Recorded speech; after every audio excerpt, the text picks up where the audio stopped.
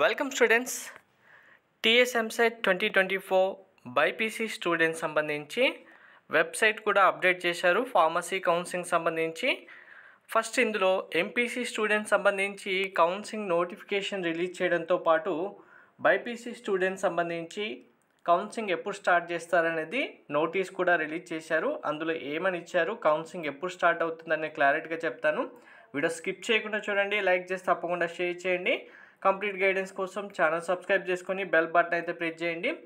So ఈ website link మీకు డిస్క్రిప్షన్లో కూడా ఇస్తాను. వెబ్సైట్ ఓపెన్ చేయండి. ఇది బైపీసీ స్టూడెంట్స్ సంబంధించి ఫార్మసీ కౌన్సిలింగ్ కండక్ట్ చేయాల్సిన వెబ్సైట్. కానీ ఫస్ట్ ఎంపీసీ స్టూడెంట్స్ సంబంధించి కౌన్సిలింగ్ కండక్ట్ చేస్తున్నారు. దీనికి సంబంధించి మీకు ప్రీవియస్గా కూడా క్లియర్గా డీటెయిల్స్ అన్నీ చెప్పడం జరిగింది.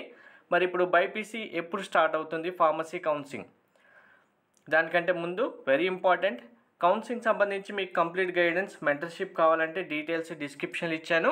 పేమెంట్ చేసిన తర్వాత వాట్సాప్కి స్క్రీన్ షాట్ పంపిస్తే మీరు మెంటర్షిప్లో జాయిన్ అవుతారు. మీరు ఇవ్వాల్సిన వెబ్ ఆప్షన్స్ ప్రియారిటీ లిస్ట్తో పాటు కౌన్సిలింగ్ సంబంధించి మీకు కంప్లీట్ గైడెన్స్ ప్రొవైడ్ చేయడం జరుగుతుంది. సో ఇక్కడ ఏమని మెన్షన్ చేశారు చూడండి.